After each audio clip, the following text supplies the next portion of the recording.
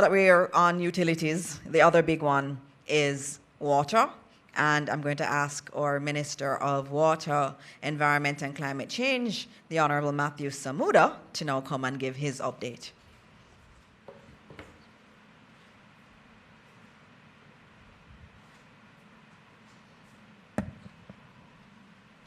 Thank you, Minister Dixon. Good afternoon, colleagues, cabinet ministers, heads of agencies, permanent secretaries, members of utilities, members of the media, certainly those listening and watching at home.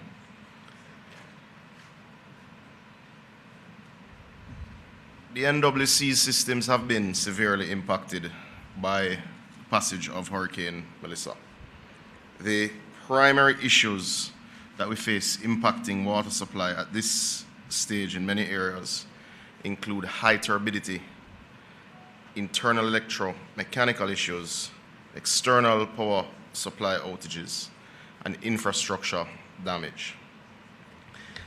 We can report, if this will oblige, that the situation as it stands now, we've had 631 systems disrupted, with 132 systems currently active, giving you the grand total of 763. However, this is to be understood in the context that the systems that we have brought up and ensured are active at this stage in line with priority are your largest systems. So this map would show an idea of where there is particular disruption, obviously disproportionately to the west, the red dots being the disrupted systems, the green dots being the ones which are currently active. Now, that would give a particular view in terms of the level of damage and the level of disruption. But you juxtapose that against the fact that 65% of the NWC's customers have actually been restored, because the systems that have been brought back into activity are indeed our largest systems. So for instance, we can report that the Constant Spring system, which feeds from the Hermitage Dam, has indeed been restored and is operating from JPS power. We can report the same for the Mona and Hope systems, which obviously move the numbers significantly. Now, I will take the time to go pretty much in a circle around the country just to give some information so that those here have a feel of exactly where we are and what we're likely to see by way of customers coming back on stream over the next 3 days. We are currently operating from the Tullow Springs, which the Tullow Springs system contemplates wells and water sources all the way to Bybrook in Linstead. That is the corridor that supplies southern St. Andrew, Portmore, and the majority of St. Catherine. We're operating at around 30%. We're working very closely with the JPS. We would have completed clearing the roadways to our pumping facilities yesterday, and we expect that this system will be connected to JPS this evening, which will bring back over 80% of customers in St. Catherine. There is some disruption, and I'll just briefly get on to St. Thomas. There is some disruption in many of your small systems in St. Thomas because the rivers are in spate and there is a fair amount of turbidity. But we are happy to report that the largest system, which in Morant Bay, which is a Springfield system, is indeed operating using one of our generators, and we continue to bring on the small systems. Now, one thing before I move on to the other parishes, it's important to note that the majority of your customers, in line with the population distribution, are indeed living on the plains that go right around the coast. So when you bring on those large systems on the flat, you're able to bring on a lot of people very fast. One thing that is consistent, and as I just give you a glance back at the graphics, and I need people to understand that many of the systems that have come back on stream are indeed the ones that are able to gravity feed water to the plains. Anywhere there's need for a lift station where there's no energy, those particular pumps as a sub-part of a system are not yet up. To understand, as we move further west, in South Clarendon, one of your largest systems is the Kemps Hill system. That is currently down, but we are working with the JPS and we expect to have that back up this evening. That will have significant positive impact in communities like Rocky Point, Minister Charles, and we expect that to happen as at this evening, further moving us toward our goals. The entire northern Clarendon belt is out, both because of turbidity and because of energy source. In Manchester, we are almost at total outage, except for the porous and broadleaf to content system. This was brought up as a matter of urgency in partnership with NWC and JPS to ensure that the Mandeville Hospital is indeed being served by 24-hour water. The gutters and pepper system, which, yes, though in St. Elizabeth do serve the majority of Manchester, are indeed down, and there's simply no generator large enough to facilitate those pumps. We are in the process of actually procuring one as a part of our resilience building strategy. We started that process after Hurricane Beryl, but that is down and that will require JPS's systems. We're working with them and we're helping them to clear the roads along the line and the pathways that allow for those connections. The two major systems in northern Manchester, this being a geographic region which affects has some impact in Trelawney and Western Clarendon, are also both down awaiting power. But we are able to report that the old pepper well, which serves from Goshen to Santa Cruz, is running on generator. It is running in 8-hour increments, and it is serving that entire corridor. So they're getting between 16 and 20 hours of water between Goshen and Santa Cruz currently. In Luana, as we move further west, we would have installed a generator 2 days ago. They're now getting 8-hour increments of water, getting between 18 and 20 hours of water in that area. In Darlington, which is a critical one because that's what facilitates service to the Black River Hospital, a generator is currently being installed on site, and that will restore water supply to the community and town of Black River, but more important, well, particularly important, is to the hospital as well as to the stations for the emergency crews that are operating in that space, as well as a police station, etc. As you move into Westmoreland and Hanover, and there is a fair bit of integration between systems, we are also happy to report that the Logwood system, which is in Hanover, but services all the way to Negril, that has been operating and continued to operate right throughout the storm. So Negril actually has water and has had water pretty much through the duration of the disaster.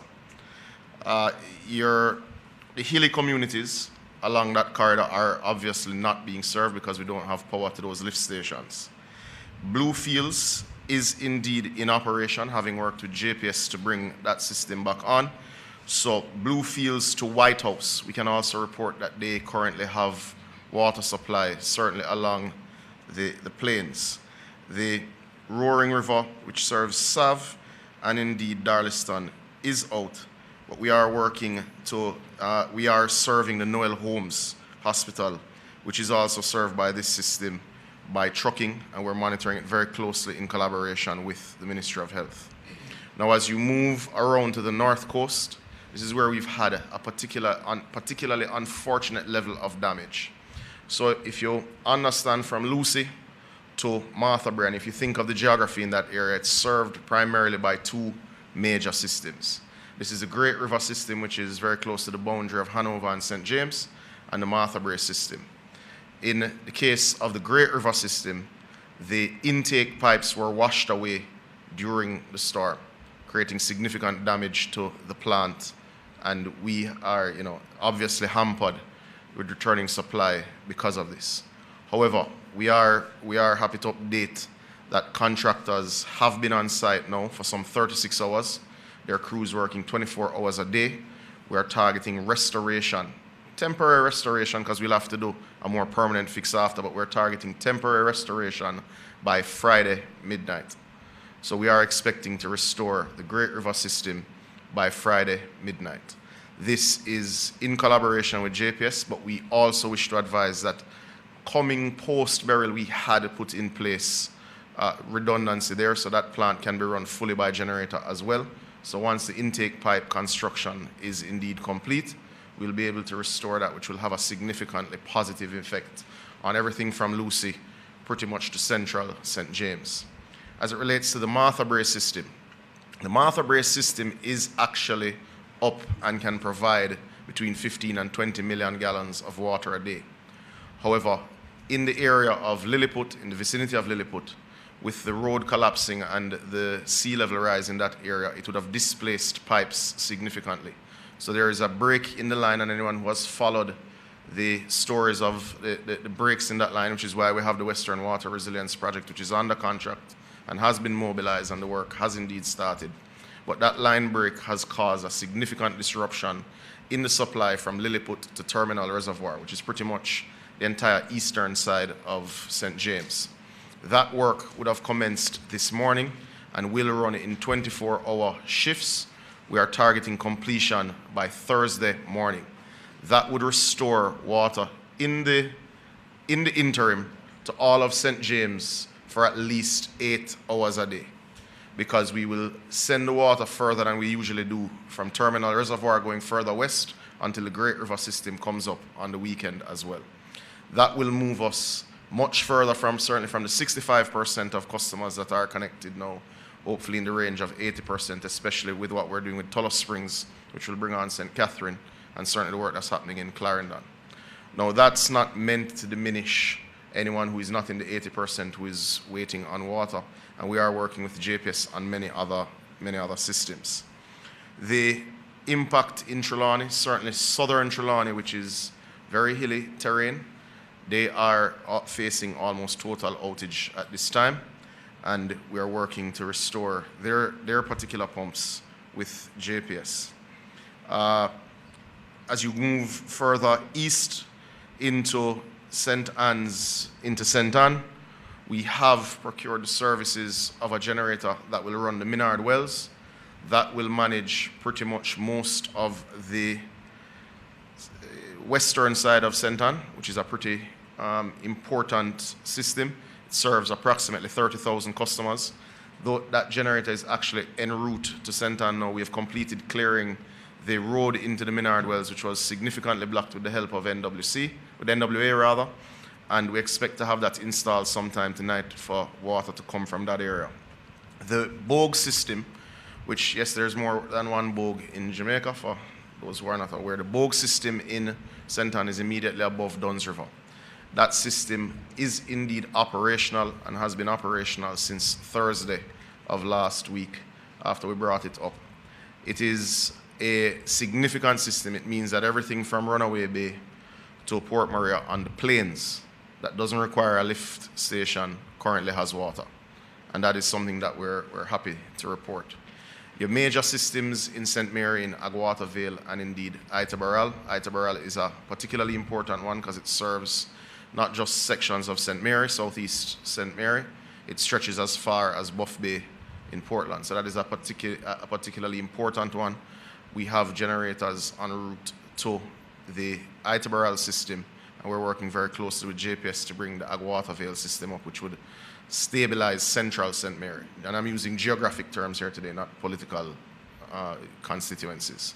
As you move into the eastern end of the island, the disruptions of power are indeed significant, but we do have 3 generators which we expect to be deployed by close of business tomorrow in Portland, including in Port Antonio, which will stabilize the townships of Portland tomorrow. Now, that's a general overview of where we are. We have, and I will give you the update, we have currently over 43 major generators running, and we have some 40 that are being deployed over the next 72 hours based on the assessments and the state of particular pumping stations. Now, we've made the decision, certainly, even where generators would have been installed at particular treatment plants with the intention of them being permanent, that certainly once JPS assures us that an area is stable, we will uninstall if we must and move them further west to significantly improve the water supply situation for public health and sanitation in the worst affected parishes. I do want to bring a few other matters to your attention. As it relates to trucking, we have put in place a few steps that we believe will help with getting water to those who are most affected and least likely to see the return of water fastest. The first is that we're running generators at all of our loading bays that are affected by power supply. That means where there are generators, we're able to fill trucks 18 hours a day. Where we're connected to JPS, we're filling 24 hours a day. We have suspended charging private truck owners who do access these loading bays to ensure that everyone is able to get water as quickly as is possible. We have gone further. We have engaged in excess of 100 private trucks that are working with NWC's fleet of 32, and we're doing our best to serve the communities that are most affected. This afternoon, members of Parliament will all receive a letter from my office with allocations for trucking. Where they are able to find private trucks, they will be able to engage them to ensure that their most affected communities or least likely to be restored fast, they're able to respond to. These allocations will be between $1 and $2 million depending on the level of disruption in their respective areas. We're also ensuring that at treatment plants in the affected treatment plants and pump houses in the affected areas that have power and that are operating, we're putting in a host of temporary standpipes for those who can get to those areas to fill containers to be able to get water. These will obviously be temporary, but certainly, for instance, in the case of a plant like Martha Bray, we'll put in 100 filling stations so that those who are in the hilly interior but within driving distance can come and get water for the reprieve that they need. We are working actively also with the team at the Ministry of Water and indeed with suppliers. We intend to increase on an emergency basis our fleet of trucks to continue to serve the public better during this challenging time. But we are working very closely with JPS. We do remain open to suggestion. We remain open to your prayers, and we are working to ensure that we get to 80% by this weekend of customers. And we are going to work around the clock to move from 80 to 100%. Thank you. Thank you very much. You heard that, 80% by this weekend.